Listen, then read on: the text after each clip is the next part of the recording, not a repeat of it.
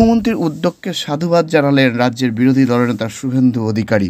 ৭৩ নাগরিকবৃন্দ ও বিজেপির পক্ষ থেকে ভারত মায়ের বীর সন্তানদের প্রতি শ্রদ্ধা জানানোর জন্য একটি শ্রদ্ধাঞ্জলি মঞ্চ তৈরি করায় যে মঞ্চে উপস্থিত ছিলেন কাশ্মীরের সেনা জঙ্গির গুলির লড়াইয়ে নিহত ৭৩ বাসিন্দা ও ভারত মাতার বীর সন্তান ঝন্টু আলী শেখ, বীর সৈনিক সুবোধ ঘোষ ও বীর সৈনিক সুদীপ বিশ্বাস সহ বীর সৈনিক সুকান্ত মণ্ডলের গোটা পরিবার সদস্যরা উপস্থিত ছিলেন। বিজেপি সভাপতি অর্জুন বিশ্বাস সহ নেতৃত্বাধীন শুভেন্দু অধিকারী বলে, রাজ্যের মুখ্যমন্ত্রী কোনো নির্দিষ্ট রাজনৈতিক দলের কিন্তু রাজ্যবাসীর জন্য তার দুটো চোখ খোলা রাখা দরকার, একটা চোখ বন্ধ থাকবে না, সকলের দিকে সমান নজর দেওয়া প্রয়োজন। ঝন্টুর মৃত্যুর পর নদিয়ার ৭৩ তার বাড়িতে বিজেপি নেতাদের কাউকে দেখা যায়নি বলে অভিযোগ উঠেছিল শাসক দল থেকে বিরোধীদের। এদিন নদী এক যুবকের ফেসবুকে পাকিস্তান নিয়ে পোস্ট নিয়ে আক্ষেপ করেন, তবে ঠিক কী বলেছেন তার শেষ বক্তব্য শোনবার আর এ নিয়ে আজকাল আগামী বিশেষ প্রতিবেদন। ঝন্টু আলী শেখের পরিবারের সঙ্গে কথা বলেছি, মুখ্যমন্ত্রী তার পরিবারকে সহায়তার কথার উদ্যোগকে সাধুবাদ শুভেন্দু।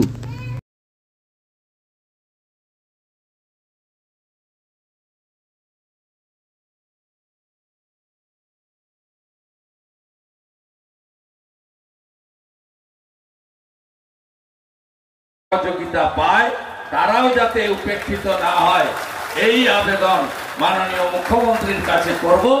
কারণ দেশের প্রধানমন্ত্রী কোন রাজনৈতিক দলের হতে পারে, দেশের প্রধানমন্ত্রী, রাজ্যের মুখ্যমন্ত্রী কোন রাজনৈতিক দলের হতে পারে, কিন্তু রাজ্যের মুখ্যমন্ত্রী তার দৃষ্টি সব সময় সমান থাকবে, তার দুটো চোখই খোলা থাকবে, একটা চোখ বন্ধ থাকবে না, এটা আমি আশা করব।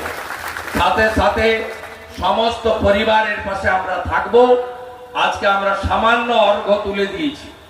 আমি ঝন্টু আলী শেখের পিতৃদেবকে বলেছি, আমাদের প্রিয় বীর গতিপ্রাপ্ত ঝন্টুর আলী স্ত্রী এবং তার পুত্র এবং তার দাদাও আমি টিভিতে দেখেছি, তিনি একজন অসম সাহসী, একজন আমাদের ভারতবর্ষের সৈনিক।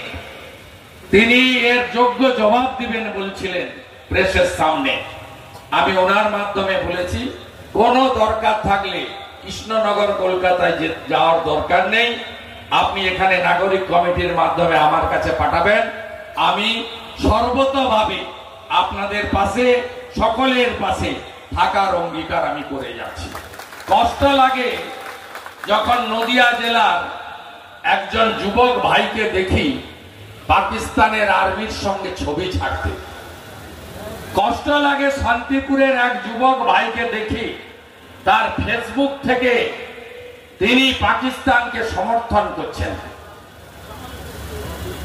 এই উদার দেশ ভারতবর্ষ বলেই কিন্তু আপনারা এগুলো করতে পারছেন, আর পশ্চিমবঙ্গে কেউ বা কারা আপনাদের এই সুযোগ দিচ্ছে। আমি ধন্যবাদ জানাবো আসামের মুখ্যমন্ত্রী হেমন্ত বিশ্ব শর্মাকে, তিনি ওই রাজ্যের একজন বিধায়ককেও জেলে পুরে দিয়েছেন। দেশের ক্ষেত্রে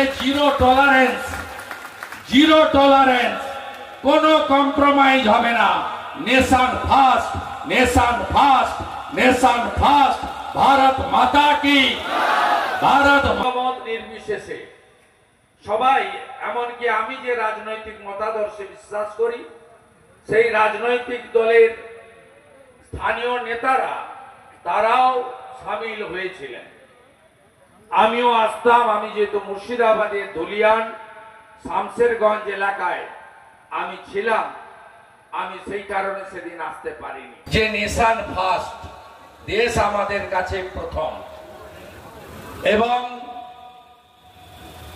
মাননীয় ঝন্টু আলী শেখের যখন বীরগতি প্রাপ্তি হওয়ার দেহ আসে, তার দেহকে মর্যাদার সঙ্গে কিন্তু ভারতবর্ষের প্রতিরক্ষা দপ্তর শ্রদ্ধার সঙ্গে তার দেহ পৌঁছে দেওয়া, তাকে গার্ড অফ অনার সহ তার যে সম্মান, সেই সম্মান দেওয়ার মধ্য দিয়ে তার এখানে অন্তিম যে কার্যকলাপ সেটা করা হয়েছে।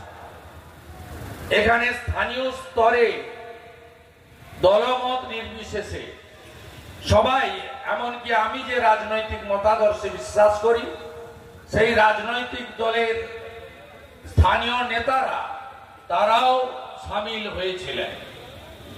আমিও আসতাম, আমি যেহেতু মুর্শিদাবাদের ধুলিয়ান শামশেরগঞ্জ এলাকায় আমি ছিলাম, আমি সেই কারণে সেদিন আসতে পারিনি। আমি যেমন ঝন্টু আলী শেখের পরিবারকে রাজ্য সরকারের পক্ষ থেকে মাননীয় মুখ্যমন্ত্রী অর্থনৈতিক সাহায্য এবং কর্মসংস্থানের কথা বলেছেন, আমি তাকে বিরোধী দলনেতা হিসেবে স্বাগত জানিয়ে বাকি অন্যান্য পরিবারগুলো যাতে এই ধরনের সহযোগিতা পায়, তারাও যাতে উপেক্ষিত না হয়, এই আবেদন মাননীয় মুখ্যমন্ত্রীর কাছে করব।